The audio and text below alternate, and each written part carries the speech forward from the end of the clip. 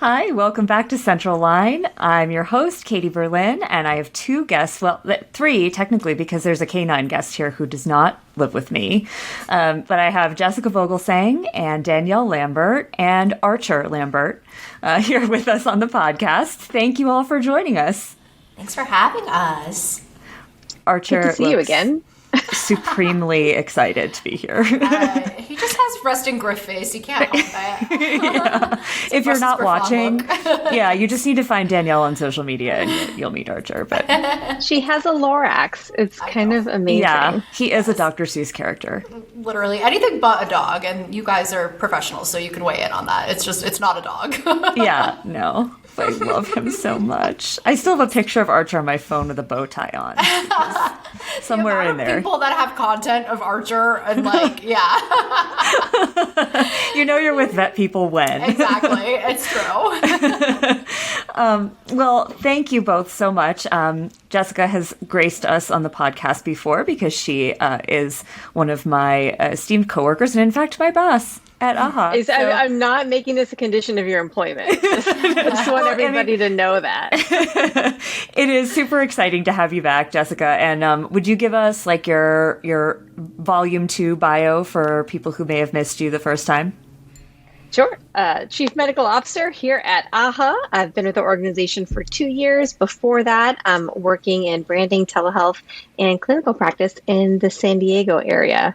So that's a super short version, but great to be back. And if Jessica disappears, it's because there's a giant truck tearing up her backyard, and so she may have to disappear. But yeah, so hopefully that won't happen. So we have been waiting. We actually were trying to get this work done since before COVID. And they finally said last night, hey, we can come in and tear up your yard. I've been waiting 2 years. So, of course, you say yes. But then I looked at my calendar and realized, come on. I've recorded one podcast in the last 6 months, and it's the same day. This is the day. Yeah. That would make sense. I don't normally live in a place that sounds like a high-density construction zone. But yeah. Well, thank you for being here, and hopefully they will stay quiet because they know it's really important in life. Yeah. Do you know? Yes. Danielle, would you mind introducing yourself to the audience? I know a lot of people are probably familiar with you, and you have some, just a little bit of experience in the space. So whatever you think is important for people to know about you, please share. Sure. So I am the CEO at the Snout Group, which is the agency that is behind snoutschool.com. We really work to teach people to create really unique brands and also brands that can sustain tough tests and the test of time as well. Really brands that are going to be something, special and, bring new change to the industry. So we do that through different online courses or high-end brand strategy and design at the Snout Group. So yeah, I love talking about marketing and branding, but I also really love, talking about things in veterinary medicine that people don't want to talk about. It's just my addiction. You are good at telling it like it is. Exactly. The things that everybody's thinking and no one wants to say out loud, you say out loud. And I appreciate that. I have no filter. I'm working on it. But are you, though? Do you really need a filter? I mean, that's when you text me. Exactly. That's my filter, actually. Quite literally, my anger translator. If you remember from Key and Peele, the Obama anger translator skit, I always say that Jessica Vogelsang is my anger translator. And so, yeah, I could definitely say she has taught me how to somewhat behave over the years. But, compliance. Jessica plays that role in other places, too. She's very good at it. Yeah. Well, yeah, and so that's one of the things that, we actually were going to talk about today, because marketing and branding, for sure, that's your jam, and you produce so much great content about that, and I would love to talk to you about that too, but that's not what we're going to talk about today, at least not in large part. So, but before we get into what we are going to talk about, we have a hashtag now that's on. So if you've been to a conference and you picked up one of our stickers or you've seen our mascots online, you'll see they always come with a little hashtag that says, "What guides you?" And I was just wondering if I could ask the two of you, in life or in vet med, what guides you? That's a good question. That's a question that I would ask on like a brand strategy call. So I love that. Excellent. I really think I'll actually use one of my core values as a brand, both for myself and for Snout School. One of our values is to make the path easier for those behind us. So whatever I'm trying to do each day, I am trying to think of how I can make things better for those who are, behind me or at a different place than me in their career. I love that. For me, it's so simple. It's just the golden rule: do the right thing. That has guided me from day one. Being out in practice up until this moment. And as you all know, doing the right thing is oftentimes not the fun thing, not the easy thing, and not the thing that's going to make you friends. But I have no regrets, really. From you will never regret doing the right thing. There's not a whole lot of moral quandary involved when I go to bed at night. It'll make you the right friends too, I would argue. Yeah. Well, that is very true. It's shocking to me. Well, not always shocking. But when you live that life, you find people will gravitate towards you and people will find they want nothing to do with you. And you may not always predict. Sometimes it surprises you who doesn't want anything to do with that. That's the power of it. I love it.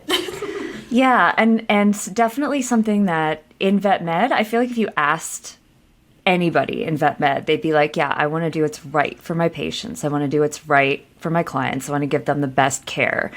And yet, as an industry, as a population, sometimes I do feel like I could say this in this room, that we don't always want to commit to doing that right thing if we know it's going to make people unhappy, even if it's people we don't care that much about, because we are pleasers and fixers, and we're people who have been told our whole lives that we're good at things, and and we're caring and empathetic, and it feels sometimes like you're breaking with that people pleaser identity to do the right thing if it's not also the popular thing, which does kind of lead into what we're talking about today. Absolutely. Well, it does. And, you may believe very strongly about doing the right thing, and somebody else may feel just as passionately but have a different conclusion. Yeah. So, I mean, it sounds very easy, but it's not, right? I believe that this is the right thing, and somebody else is like, well, I disagree strongly. And then, yeah. And it's not always black and white, who's deluding themselves, because sometimes there could be more than one right thing, depending on the situation. But this is a field also that is overwhelmingly female. Like or at least I'm saying this is going to be an episode where we use the words female and women a lot, and feminism. And I just want to just say at the outset, like when we say female in this episode, and we say women, we're talking about people who identify as female, people who identify as women, and put themselves in that group. And so I don't mean to exclude anybody who is trans or non-gender conforming. And we have, there's so much data about women versus men, and there's not a ton of data about people who don't conform to one of those two very clear-cut genders. So that is another discussion for another day, probably. But in the meantime, I want to make sure that we are including everybody who identifies as female in today's discussion. So just put that out there. But in a field that is so female-dominated, I mean, it's like, 80% female or vet school graduates now or something like that. Why do we still see, for instance, a gender wage gap? Why do we still have to talk about feminism in a field where women should hold all the power? Such a just because yeah, just answer that now. Then we'll be done. Well, of course, right? Yeah. So I'll just go first. Let's go get a PhD and then come back. I'll be right back in 4 years. I think the short version is just because you represent the majority by numbers doesn't mean you represent the decision making. It doesn't mean you're set up to succeed in the structures that are in place. And so I think that there's so much conversation to be had around sort of the history of veterinary medicine and what we define, as success. I know for me, when I graduated, so we were renowned, our class, for being like the slacker class. And the reason that we were called the slacker class is because we had 5 women who had children. And I would argue that there's probably the hardest working class that ever existed because they were running around in the large animal barn, with the newborns strapped to their chest trying to get in. But somehow that was considered like a bad thing because they weren't committed to 100% all the time being in the clinics. Like how dare they make these other choices? And so it's really just about redefining that narrative. And that is where I like, that's the short answer. I think why we haven't made the progress that we want to, because we are not correctly identifying the goals that we want. I think that's like a really good way of looking at it, right? And I think like the hurdles that you just brought up, Archer was like very supportive of that conversation. He agreed. I appreciate his allyship. He's definitely a good ally. But I think it is so systemic, right? Like I think of vet school being a great example, right? I'm the only, I'm not a veterinarian, so I'm the non-vet here. But from an outside perspective, what I see of veterinary school is not inherently conducive to also maybe being a mom. Like I shared a post the other day about a group of students that shared that they like lost 15 pounds during their, externship rotations and stuff like that because they were so busy. So I think veterinary medicine just really systemically has a lot of things going on in it that don't allow women to maybe get the same opportunities and rise to the same positions and be at like that C-suite level that a lot of men are able to get to. And it can even be just like practice ownership, I think, is a huge divide in terms of wage gap. We have disproportionately more men in practice ownership still. There's so much we could unpack on this one, honestly. Yeah, there's a ton. I mean, this is a very complex question, but I think it's something that would maybe surprise some people, particularly men. I think if you said, I belong to a field where 80% of my graduating class was female, and I still don't feel like women and men are treated equally in this field. And I feel like there are some people who would say, well, that can't possibly be true, because women run the show. There's so many of us. But if you look back at when you get JAVMA in the mail and it's got the picture of all the board of directors on the front of it, like once a year, and even just up to a few years ago, I feel like it was a lot of men. And there have just been historically a lot of men in leadership in vet med, even when the graduates and so many technicians and support team members were becoming more and more female dominated. And so that definitely plays a role in our attitudes towards things like maternity leave and having kids in vet school and, whether you want to go part-time or have flex hours, which are so important for so many moms. Yeah. And I mean, I think there's a few different things there, right? So obviously, like not all women are moms, and like so there's other things in play. So I kind of want to clarify that there's sub issues upon sub issues here, and some impact women disproportionately, some impact moms or caregivers. So there's a lot there, and I also just want to kind of set the stage when we have this discussion as well, that when we talk about men might not see this, we're not saying that there's like intentional desire, right? Like that this is not like, how dare you not see these things. I think just that they're blind spots, and it's easy not to see the blind spots because of your blind spots, or it just may not occur to you. So I just want to preclude anyone who might be listening thinking like, how dare you do better? And because we know that there are a lot of people that really want to, and you just like the very first thing you have to do in order to do better is to just kind of listen and see what the situation is and hear people's perspectives. And I hope that, this is the first conversation in many where we start talking about these things.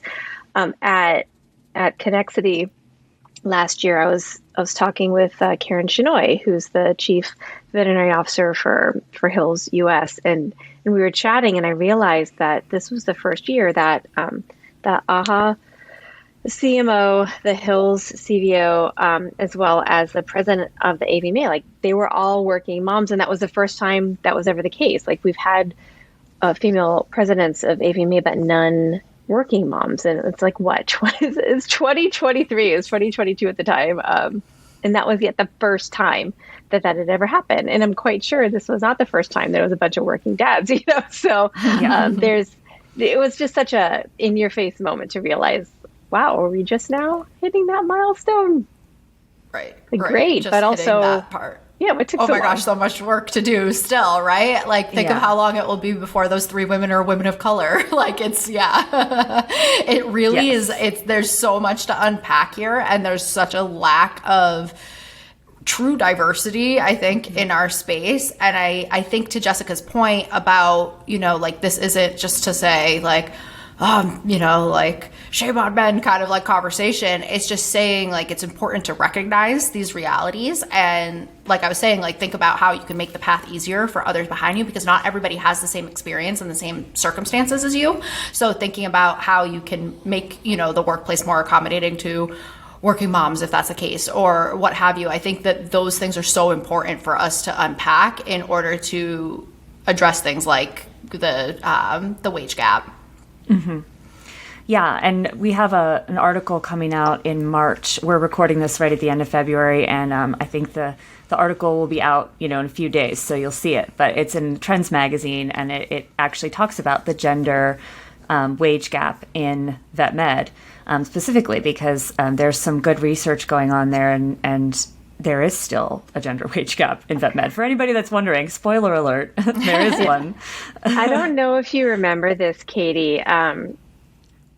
Danielle, you probably do. This was on a different website that we were working on together, but somebody had submitted an opinion piece about the pay gap, and they basically said it's because women don't negotiate. Mm. And I read it, and I didn't agree, but I thought, well, let's put it out there and see what happens. And the response was, I felt bad. The internet does not let you down. Maybe I should have warned this author, that other people might. This is not going to go well. Struggle, right? Yeah. Well, I think that that's such an important thing to unpack, though, because it's one thing to say that women don't negotiate, but I think it's also another thing to realize how differently that can be received when women do try to negotiate, right? Like, I can think of times, and this is why I will say, actually, I think one of the most important things when it comes to closing the wage gap is to talk with people about what you're making, to be transparent. I think I come from more of a consultant background and experience at this point in my career, right? I've been pretty much working on my own for almost 10 years, which is crazy, because I'm like 12 years old. So, yeah, but it's amazing you've done all this by age 22. Yes. But I come from that perspective of, like, it's really ambiguous when you are coming in as a consultant, or maybe if you are going to work like as a relief vet or something, anything where you're setting your own rates and you don't even know what everybody else's rates are. I have just personally seen, situations like in the speaker world is a great example, because it's very vague. Like, what is everybody getting paid, right? And I've seen situations where, people are real happy to pay, a charismatic white man to fly on in and speak. But when a highly educated woman wants to speak at that same conference then and be paid to do so, like, she's criticized for asking for money or to just be compensated for, like, her flight to get there. So I think we do have a lot of work to do in terms of, this is exactly perfect example of, like, what, if men are listening and they're like, what can I do? Think about times that maybe you're like, oh yeah, sure, I'll pay my buddy whatever he wants, but like, oh, she's gonna ask for money. Like, you have to kind of think about times that you've had that own, like, unconscious bias in you, to try to kind of help close that gap, for sure. So I really think, like, I think transparency is so critical here, right? I love seeing jobs that are listing what they pay, right? In California, I think that's law now, right? In California. Colorado too. Colorado, yep. That's awesome. But I think really sharing what you are going to pay, because otherwise, like, somebody's walking in blind, they don't even know how to negotiate or to get a fair wage, and they shouldn't have to negotiate with you to get a living wage out of you. You should be presenting a living wage up front. Yeah. There's been some really fantastic work. I'm going to give a shout out to WVALDI, the Women's Veterinary Leadership Development Initiative, and Dr. Cimarello in particular, who's done some great work in this area. That's a big issue. And I think just sort of understanding and again acknowledging that the rules are different for different people. Like you tend to give advice and judge outcomes based on the rules that you play by, and it's not true. The world treats and judges everybody differently on sort of this sliding scale. And sort of conversely, I know with men, they have talking to my husband about like fatherhood, and how he feels like he's judged so very differently. Like, I'm just, I don't need, your help taking the kids to school. This is just, so it goes both ways. Right. And I think sort of framing that in context people can understand, it is very difficult to make sort of a set list of, well, these are the rules and this is what you need to do in order to succeed, because I have taken the advice of people in a different position playing by a different playbook and had it blow up in my face. And Same. Nobody could figure out why. Yep. Yeah. I think that's a really, really important point to underscore, right? Like if I could just walk into every room with like the blind confidence of like a boomer man, trust me, I would. Like, I have some amazing mentors that are boomer men, but like the world just receives them differently. You know what I mean? Like there is a different set of rules, and I think it's extremely important to acknowledge that.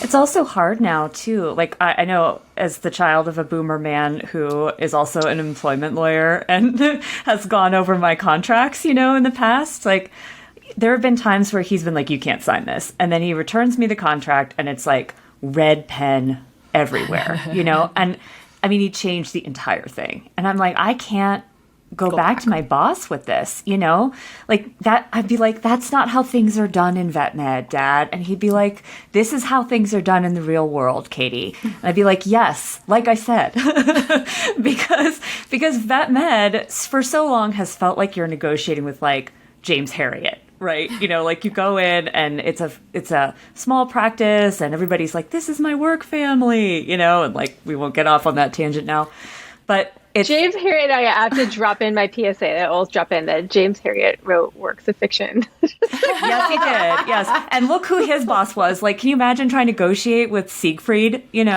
But I feel like that's how it's felt, is in small practices that have been privately owned. It's very difficult to negotiate because you feel like you're negotiating with somebody who could be your relative or your friend or was your your equal as far as like they were an associate vet 5 minutes ago. And it just feels like you're trying to milk them for money. That's, my apologetic, like woman and well-trained woman self feels that way.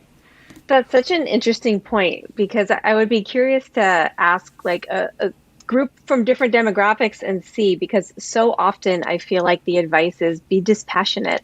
And when you try to be dispassionate, you still, like you said, get that, well, this makes me feel like you're trying to take advantage, or don't you feel badly asking for these things? And there's that emotional element to negotiation when even when you're not trying to bring it in, sometimes gets presented to you. And it's always very jarring, at least to me. Like, this is not personal, right.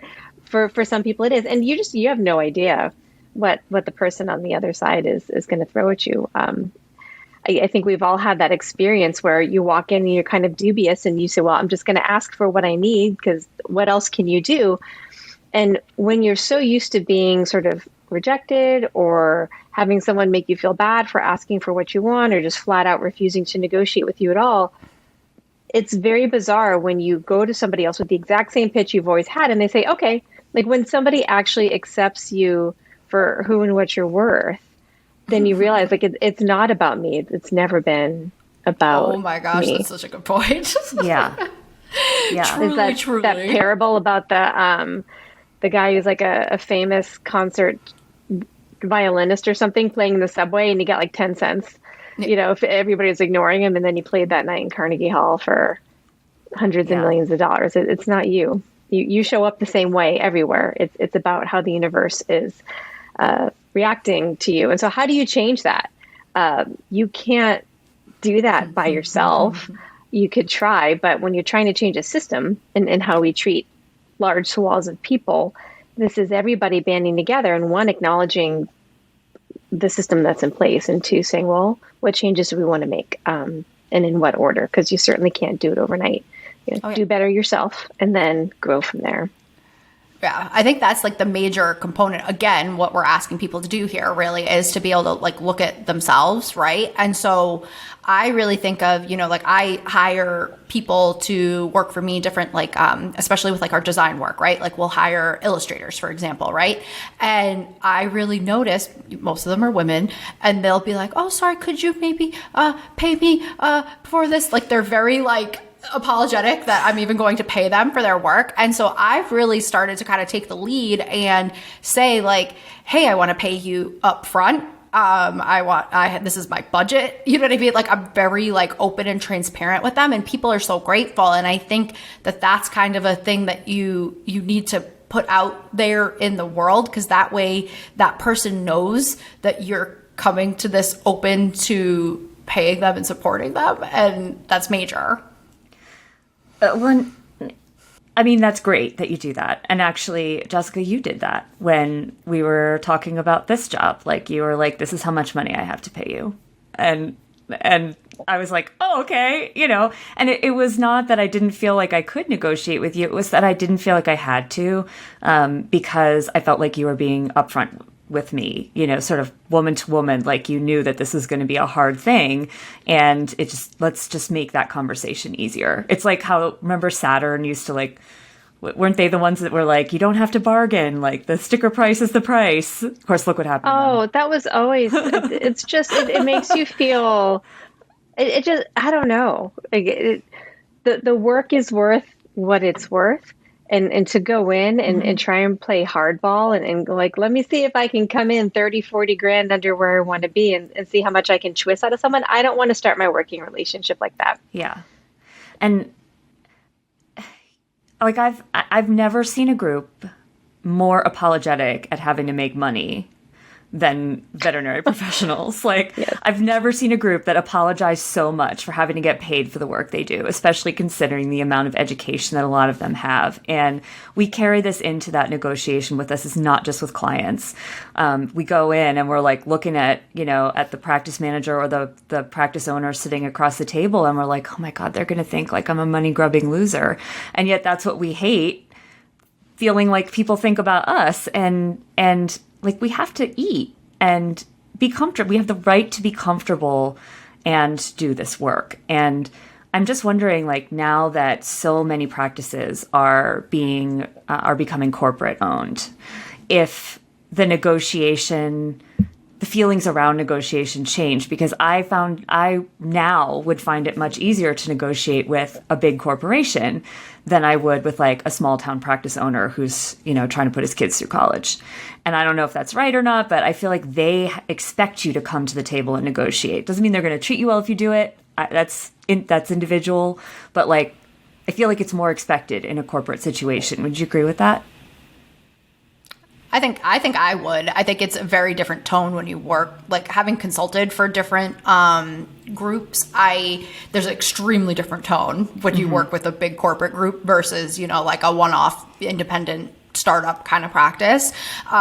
It's a very different kind of conversation, and you're working with people that are business people. They aren't veterinarians. Like, I think this idea that like, oh, I don't feel comfortable negotiating with them because it's like they feel very James Herriot-y. It's like this idea that these practices, veterinarians are not the best business people. So, and I think there is such a personal connection to it that like to try to negotiate with them, it becomes this like personal attack, which is like, we could unpack we bring in a therapist and unpack that one. But I definitely think that when you go to negotiate with a big corporation, one, I think you should get, Katie's dad in his red pen looking at that contract, and you should go back with it completely marked up. But also I think there is going to be less of that personal feelings connection to it, which I personally feel it's way easier to negotiate with that person if they're, representing a big corporation. Well, and it's interesting, right? Because I agree with you, Danielle, like the this business side, like that's how it is in many other industries, right? That it isn't as it's more dispassionate, but we still bring ourselves and our expectations that there's this emotional part. And so you're showing up with somebody who's expecting you to bargain hard and ask for what you want. We don't. So then I think that's when you end up with these people who find themselves in these situations where like I didn't realize I could ask for different things. I didn't realize what I was signing myself up for with these restrictions or all these things. And so if there's any sort of thing that would be helpful, I think for our profession moving forward is to understand what that means, to read a contract and to be critical and to know what you want and know what you're asking for. So it's not just salary, right? It's all the other things around it.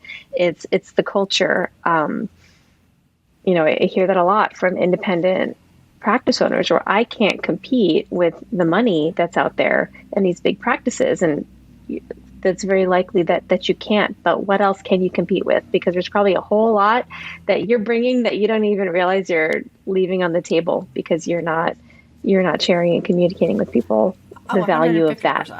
150%. Like that's like literally the bread and butter of my work day to day, right? Is about helping people kind of unpack what those special things are. And I think that that's an important piece of all of this conversation about negotiation in general too, is to remember like it's not just going to be financial. There's other things that you can ask for and really demand in your interview process and make sure that something is going to be a good fit for you. Right. And I think kind of circling back to some of the points in terms of, what we were talking about, like, is this a workplace that's going to like accommodate the fact that I have to go pick my kid up from daycare or whatever, you know what I mean? Things like that, I think become really, really important to have those kinds of conversations up front. So like the negotiation isn't always just like a financial contract, like big to do. I think it is so much of like, I think it's so important to show up as your full self and to be honest about what you need and to have a real conversation with whoever you're trying to work for. It's why I love personal branding so much, because it's like you can share exactly who you are so people know exactly who they're getting when you go to show up and what you're going to expect of them. And I think that is such a critical step to also opening some people's eyes to the unique needs that you have, whether it is something, childcare needs, or something if you have, like a disability that needs to be accommodated, etc. Like, I think bringing those things up is so critical. Yeah. The last thing you want in life, right, is to sign up for something that you don't really want to show up with. Yes. That's going to be a disappointment for everyone.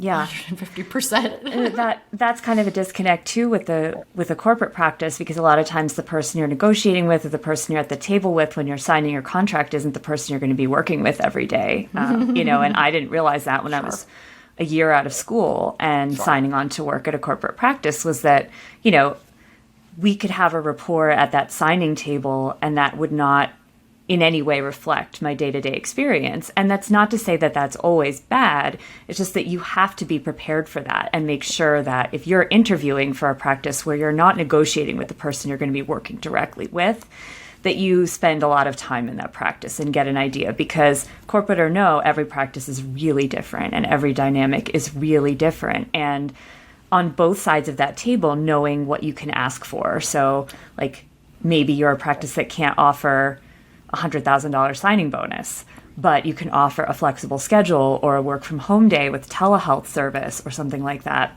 Exactly. That's super cool. And a lot of people would give up a lot of income, a lot of money, in order to be able to do that. Yeah. To have that flexibility. 100%. And so you could have that in your back pocket when you're going into the room to discuss with the possible associate or technician, but also the person interviewing can come in with that idea that maybe like as a negotiating tactic, they could say like, well, I know, this is the compensation, but maybe we could talk about a little bit of scheduling flexibility and start there. That's important. Yeah. It could be on both sides. Definitely. My most successful experiences and stories I hear from others are when people sort of view this negotiation not as a win-lose, right? Because you always hear that sort of the old school business approach. Somebody's won and somebody's lost. But when you look at it as a give and take where you're both happy with the outcome, like that is possible. But it's a very different intent and a very different sort of outcome that you're looking for. Like the first thing of which being, first and foremost, there is a possibility that the person who shows up is not the right person for this job. And that happens a lot, and that's okay too. Again, when you look at it as like a win-lose thing, there is no greater win than not being offered a job that would have been horrible for you. Yeah. I think we all Been know. there. Yeah, taking the job is like the worst possible outcome for you. Yeah. I think sometimes, right? Like, and I know the book Feminist Fight Club kind of like inspired us having this chat, right? And I love the concept in there of like owning your skill set, and you're not lucky for just, having opportunities. You've worked and you've put something in there that has gotten you to that place. Of course, there could always be an element of like privilege of that luck, but like you're not lucky. You've put work in, right? And I think that in veterinary medicine, sometimes it's like almost people are like too thirsty. It's like you don't have to say yes to a job just because they like offered you this job. Like, like go, you could swipe left and move on, look at some other options. Like it's okay. And I think that is a big piece of this too, because it should feel like a win-win in the end, right? Like if you're having to negotiate so hard and like that $100,000, sign-on bonus might sound good, but might come with a lot of like, golden handcuffs that you do not want. So like, I think you really want to come at it from that collaborative approach. And I think that is what women do so well, is the more collaborative approach when it comes to kind of how they approach business interactions, which I love kind of seeing more women get into leadership, because then you do see things like Jessica coming to you and being like, Katie, I have this job, this is my budget. And it is such a more collaborative discussion. And that's something that I hope we can like foster and see more of in our space. Yeah, Jessica definitely gets practice picking her battles as chief medical officer, too. Like, we have a very collaborative team, and you can't fix everything all at once on one day. And I think that is something that women also tend to do well, at least in my experience, better than a lot of men who just kind of are like, no, this is what I want and I want it now. And again, generalization, but like it is very easy, I think, when you're technically, I'm using quotes, the most powerful person in the room, to say like, nope, this is the way we're going to do it. And I think a lot of women. That's certainly the easy approach to things. Yeah. But it rarely actually gets you the long-term outcomes that you want. Yeah. Well, Danielle, I'm glad you mentioned, so Feminist Fight Club, this is a fantastic book. And actually, so the author is Jessica Bennett, and I'll put the link in the show notes if you're listening and not watching. I'm holding it up. It's like even a fun book, it's got like this like graffiti cover. But I actually think of you when I think of this book, because I'm pretty sure that I was in the room when you and Cindy Courtney, who's also been on this podcast, were talking about it. And she was like, you have to read this book. And I went out and read it because I always read things that Cindy Courtney tells me to read. And she's amazing. You must read a lot. She recommends a lot of books. She has a book for every situation. Literally. That's why I have a to be read pile that's like 3 shelves big, but that's all right. But this book is, I haven't read it cover to cover in a long time. I'm sure there's some stuff in it that might be a little bit dated. It's been out a little bit now, but it's very, very good at sort of getting to the heart of the things that women do because we're taught that way, and how we can try to work through them without sort of denying who we are, and also what men can do in situations where they see this behavior happening, such as when women are getting mansplained to, or when women are afraid to speak up for themselves and then don't get credit for ideas that are theirs. There's no reason why we can't help each other out, no matter what gender we identify as, to say like, hey, that was actually, Beth's idea, or hey, actually Molly was the one who originally thought about that. And, be alert for those situations for each other, because as women, it's important that we help each other out. I think Danielle, you were the one who recommended that book to me. And there's so many great little nuggets in that. And to your point, Katie, just about sort of how you walk into the world and what you bring to the table. I was talking to a friend of mine who comes from the tech space. She's a woman. And again, like sort of like the inverse of the veterinary space, 90% men. And she was a manager there, and she had a lot of things that she'd put up with. And she saw, at the levels of leadership, women didn't support each other. Like they're more critical of one another. And again, it wasn't intentional. It's just this subliminal, I think, expectation over time. Like there are so few spaces for women. There's only a space for me. Yeah. And if I see you trying to come up, like clearly it's to knock me off. Yeah. So I got to fight for this as hard as I can. And the reality is the opposite, right? And so it's hard to overcome that programming to say, I'm going to reach down and lift this person up, even though it feels like this is a threat to me, that I'm giving something up. You can't help feeling that way. You feel what you feel, but you can control how you react to it and say, I'm going to do it anyway. And let the world prove me wrong. And it has brought me nothing but blessings over and over again to do that. And to any human being, right? Like help the people around you. But I think in particular, when you're looking to lift other women, it can feel threatening. I don't know how many conversations I've had with women in the vet space over 10 years where there was sort of this undercurrent, like 10 years ago, I wouldn't have liked you. Right. It's absolutely a thing. Yeah. And it's like, I'm trying to I have notes from that book because that's how I kind of remember, like whatever the heck I read. And it's funny, I was looking through my notes and I found another book that's super on topic, which is called The Myth of the Nice Girl, is another book that really kind of gets into why women who are in leadership roles should actually own the idea of being nice.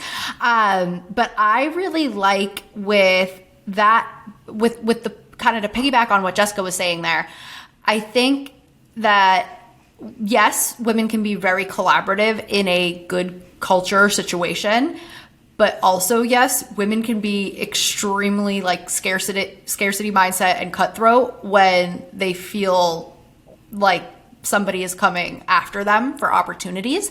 And I think it's so important. It's something I know I've personally struggled, right, with as a consultant. Like there's other consultants that might do something vaguely similar to what I do. And you're like, I don't know if I want to help her. You know what I mean? And you get like that little pang of like jealousy or something like that. And I think over time, I've really learned to be more supportive of everybody around me because everybody really does have their own like kind of little niche that they serve.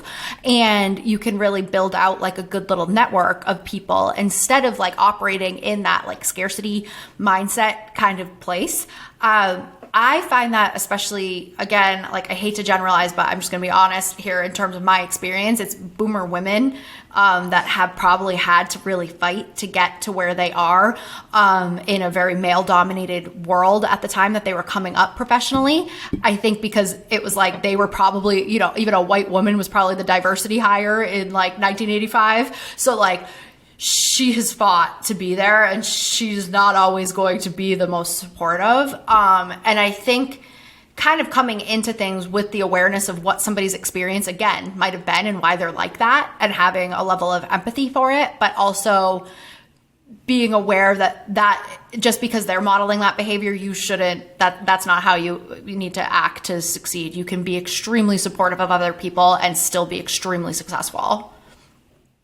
Yeah, and you are both evidence of that because you are definitely two people who make a concerted effort to reach out, and help lift other people up who are coming up in the industry. And I really actually, you've both done that for me because Danielle was my first Twitter friend on VetMed Twitter. I have since ditched Twitter because Twitter is terrifying, but in 2015, I screamed into the void, and Danielle answered. And it was sounds about right. As she does. Yeah, sounds about right.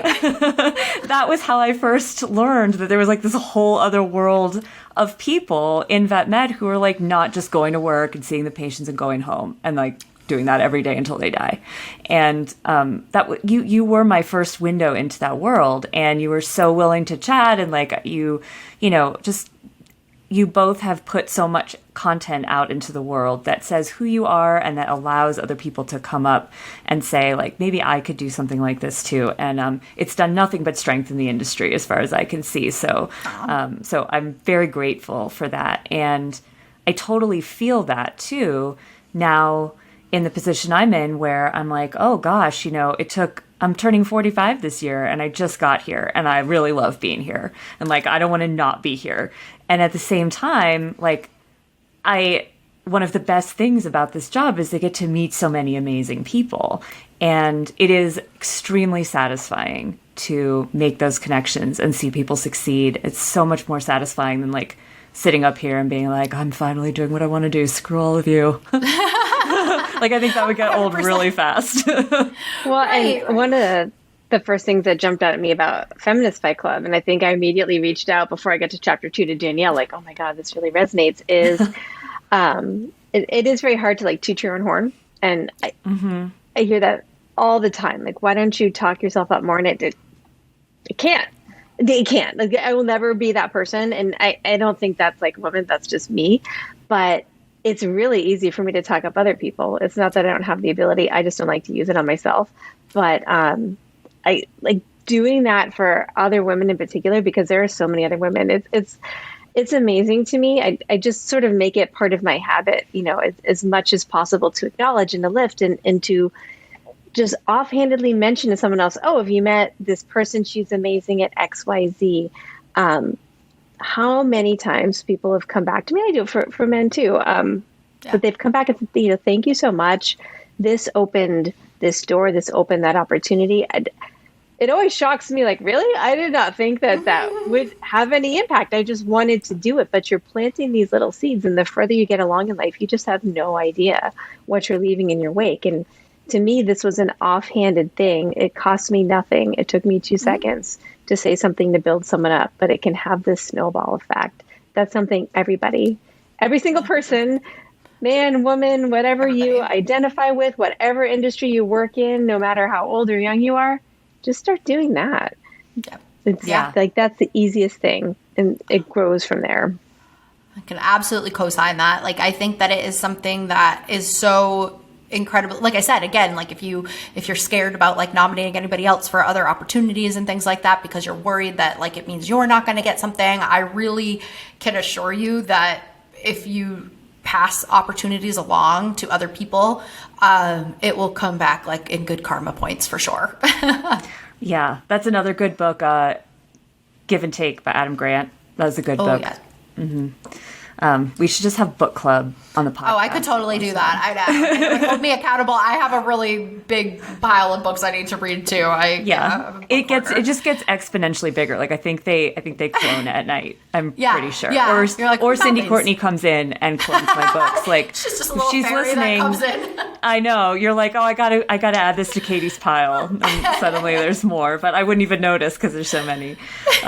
Yeah, so this book, Feminist Fight Club talks about a lot of other things. Negotiation was the big one I wanted to talk about today because I do feel like that is something that we could still use so much help with. And in fact, more and more, I think we owe it to our, people still in school, people just entering the field, to be transparent with how much is a reasonable amount to get paid for that job.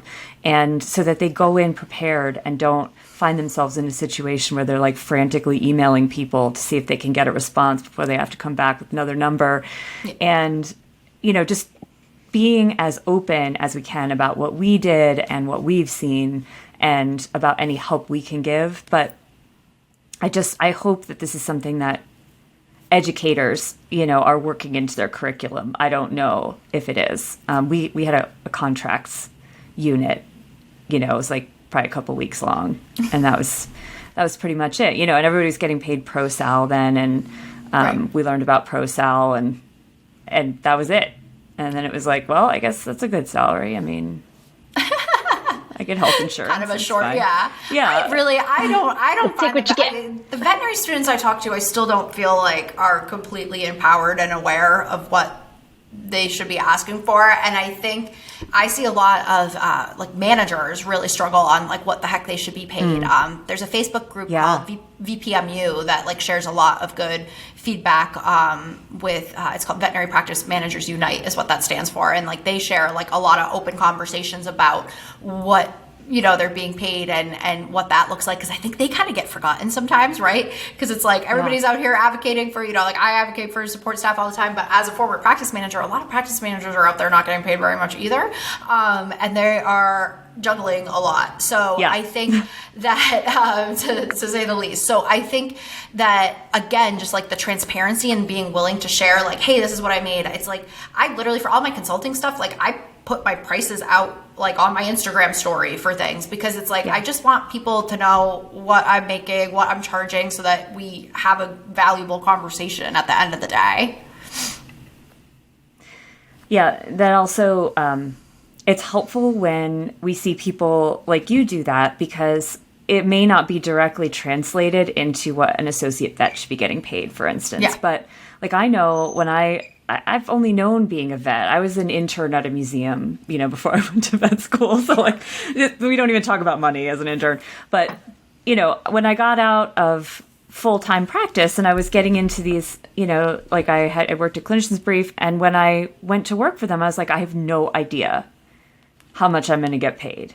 Like, I don't know what I should ask for. I don't know if I should negotiate. Like, forget whether I should negotiate. I don't even know where the starting ballpark is. Like, the idea of how much other people get paid for jobs that can't be measured on production, as I always was, is like completely foreign to me. And I just think that's not probably right. Like, we should, as professionals in this industry, know what other people get paid in other industries, because we need to know maybe we don't even really know what a living wage is, Right. 150%. Like, I think that, especially when I think of like, that's why I think of managers, right? Because I think of managers that are out there and they're being paid like $20 an hour to run a $3 million business, and they then find out like what I'm earning as a consultant, and they're like, oh, wait a minute.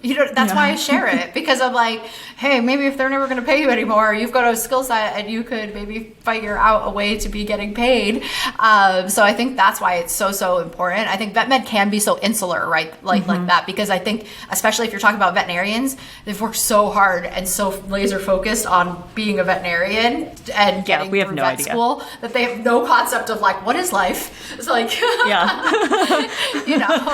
like I moved to Colorado, I look around, I see these housing prices, and I'm like, what does everyone do for a living? I can't buy that house. Like, not this. I'm a doctor. It's super true, right? And I think that's why I'm like all here for it in terms of the transparency. Just like, if anybody listening is like thinking about getting into consulting or speaking or anything like that, always feel comfortable like messaging me. I will tell you what you should be charging. Love that. Sometimes you just need a friend who's going to be like, you are worth this much. Oh, 100%. And I'm way better at it for other people than myself. Like, I have to, like, 100%. Like, I still have to reach out to, my friends, or even, like, my husband is a consultant as well. So I'll be like, does this sound okay? You know what I mean? Like, so as confident as I sound, like, talking about it here, like, it is tricky to nail. So it's fine to ask other people no matter what stage of your career you're at. Okay, so one question for both of you to leave us with. I'll give you a choice, because our time is money. I will say, do you want to tell us an embarrassing vet med story, because doesn't everybody have one? Or do you want to tell us what's one thing that you hope everybody listening who can relate to this stuff stops doing now after hearing this podcast? Ooh, I want to do the stop doing one because I'm bossy. Excellent. Wait, one thing we wish we would stop doing, or we want other people to stop doing? That you hope other people listening would stop doing after hearing this conversation. Stop. I hope that everyone would stop assuming the worst of other people, and be okay just kind of reaching out and asking for advice or help. Love that. They might say no, and that's okay, but most people say yes. Yeah. Love it. I love that. I got all excited about my bossy response, and then I'm like, ooh, what is it going to be? I would say, I mean, you know, like Danielle, like I may be your anger translator, but you're my assertiveness translator. Like it's Yes. a great.